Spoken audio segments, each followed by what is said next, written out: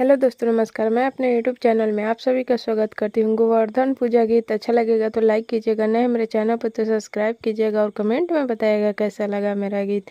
Please आप लोग support ज़रूर कीजिएगा मुझे। ओहा पर गोधाना हो भैया खेले ले हो शिकार। ओहा पर गोधाना हो भैया खेले ले हो शिकार। एह पर खोली चाहो बहिना रोधाना हो पासार।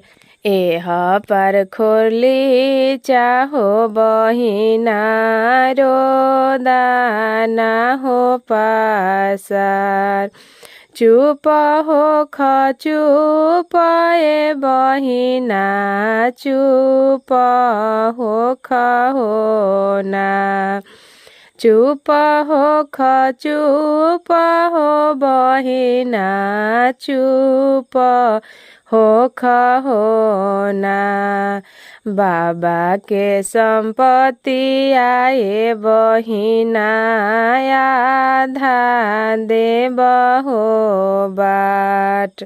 बाबा के संपत्ति आए बहिना आधा देव हो बाट। बाबा के संपत्ति आए भैया तो हरो के हो बाट। बाबा के संपत्ति आए भैया तो हरो के हो बाट। हम दूरदेशी बहिनिया मोटरी के हो आस। हम दूरदेशी बहिनिया चुनरी केरा हो आस। हम दूरदेशी बहिनिया सिंदूरवे कैनी हो आस।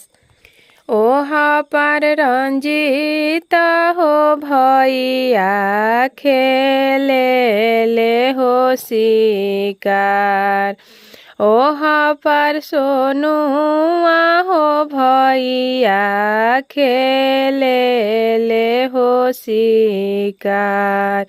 ओहा पर चुनुआ हो भैया खेले ले हो शिकार।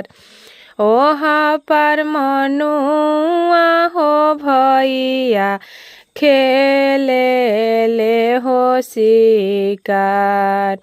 ओहा पर धनुआ हो भैया खेले ले हो शिकार। एह पर नीतुआ हो बहिना रोदाना हो पासार।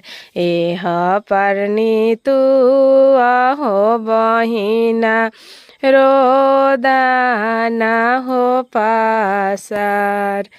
चुप हो चुप ए बहिना चुप हो ना।